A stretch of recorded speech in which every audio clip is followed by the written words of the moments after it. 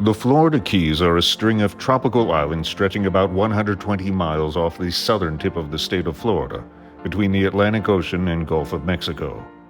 All right, hang on, Mr. Fancy, expensive voiceover guy. Let's be honest. The first time I drove the overseas highway, I rented an expensive convertible thinking it was just open road across 100 miles of tropical ocean. I mean, how relaxing is that? But I was disappointed to find several areas in which you'll completely forget you're on any overseas highway.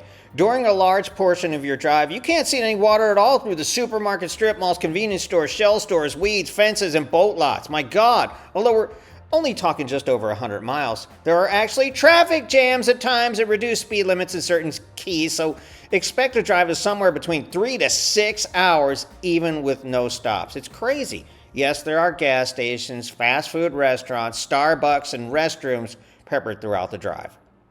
Okay, so you'll know you arrived when you see this cute little teal gym school 1970s painted concrete barrier between the road. This is the beginning of the overseas highway. Now, you're not really in Key Largo. You're kind of in no man's land. Where would you call it? Florida City? Or just Everglades? I think it's just the Everglades, right, Felicia? Right. Yeah, the Everglades. So you're just going through and you're going to see this huge left turn, but everybody's trying to avoid the traffic because they're going to go to something called Card Key or Key Card.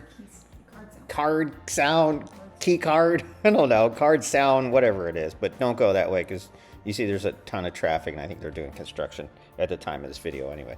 So you see more of this goofy teal gym school blue, and I mean, it's kind of pretty down there, but you're not going to see any water for miles. So if you're expecting just to, there's a traffic jam again. You're expecting just to hit this road and see ocean on both sides, forget it. It's not going to happen for I think 70 miles, I'm not going to lie. And there's a lot of bridge. Now, you're going to go into Monroe County.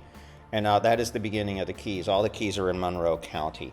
So they have their own police there, and they are out, believe me. You got state troopers, you got county sheriffs out there, and you have locals. So you have to drive the speed limit, and the speed limit is reduced in a lot of places. So again, you're going to see these big 12-foot bushes on both sides of the road. There's water behind it here somewhere, as you can if you peek through, but you can't really see it. So I expected this nice, leisurely oceanfront drive. I mean, we said overseas highway, you expect it to be over on top of a sea. Everything looks like 7 Mile Bridge, but that doesn't come until mile marker 47. So stop in traffic, take a good look at the bushes. I mean, if you're like a forest person, maybe you can identify the bushes. That's fun, isn't it? Oh, this is Eucalyptus semiratus, and this is Crotcholictus disgustingatus, and it is poisonous. So you could do that, and there's not many flowers or anything going on. They have some transplanted palm trees. Did you know palm trees were not native to Florida? They brought those babies in. All right, so we're going to get in here into Yacht Club, which is it's funny when you look at Yacht Club Drive and you look down at Yacht Club. I think it's closed. You see 3 pathetic houseboats. I was almost feeling sad. I was going to throw them some $20 bills over the side here, but never you mind. So, okay, you keep going down this road. It starts to open up a little bit, I think, after Key West, but we'll take a look. We'll actually go through all the keys, and I'll show you what to expect on the overseas highway.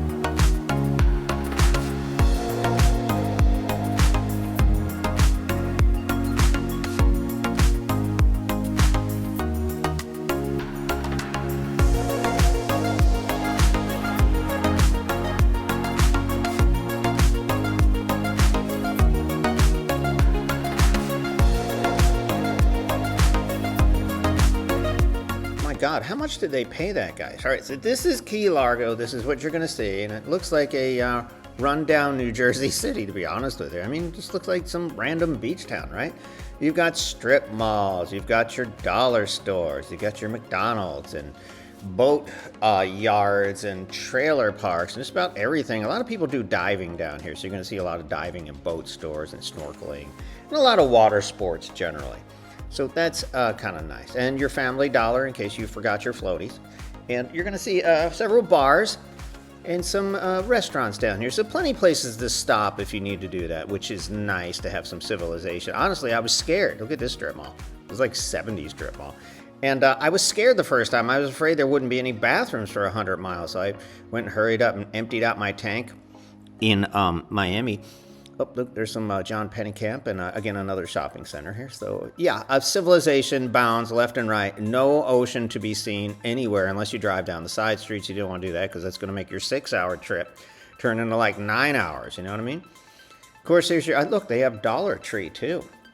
And we stopped in McDonald's too to do that thing. And they have adult daycare, which I dropped Felicia off at because, she doesn't know how to behave herself in restaurants. So more strip molly dive stores and all that fun stuff. So you're going to keep driving. And, well, if you have a chance, you're probably going to be stuck in traffic like we were several times. I think it took us a good 6 hours to get from Miami to Key West. We went all the way down. There's your Cuban food and your discount liquors in case you can't wait. And look, a pretty nice big Starbucks down here too.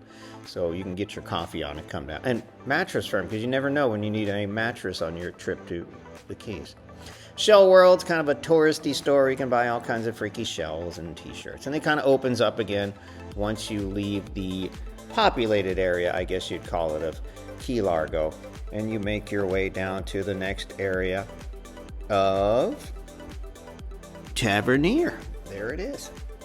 And again, you're going to see some newer strip malls, so that's nice. And there's some, I think there's some housing communities here too.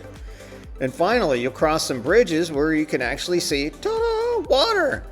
But don't blink, because if you miss it, here comes those 12-foot bushes, and you can't see anything in the strip malls and everything else again. So yeah, it's just, and just the reduced speeds, it's just crazy how slow. Again, it took forever, and it was really hot.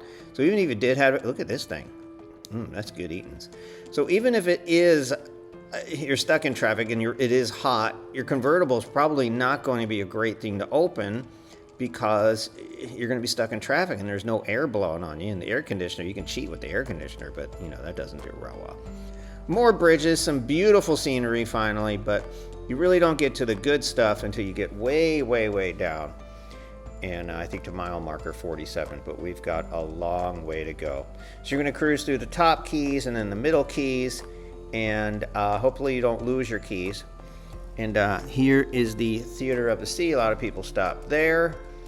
And here's your miles here to Marathon to Key West. You still got a long way to drive.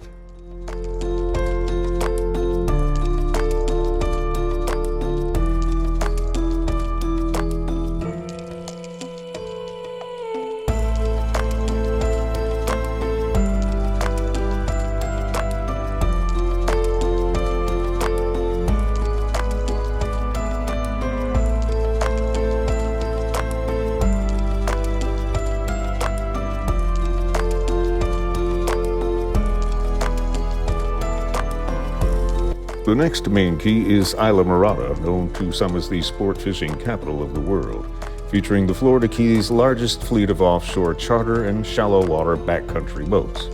If you're not into decimating the local fish population, there are also eco-tours, water sports, biking, and walking trails, and a few places where you can view both the Atlantic Ocean and Florida Bay, which look exactly the same to me.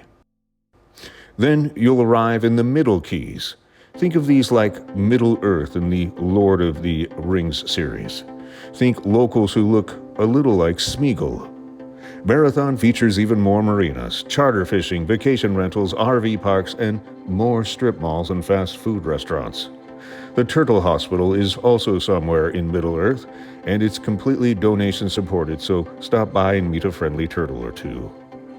Southwest of Marathon, you'll stumble upon the prettiest part of your drive, 7 Mile Bridge. You'll drive high in the sky across 7 or so miles of open, shallow blue water. You'll see what remains of the old rail and highway bridges a ways out, some of which have been repurposed as fishing piers. You'll swing by Pigeon Key, a tiny island with a restored railroad camp and museum.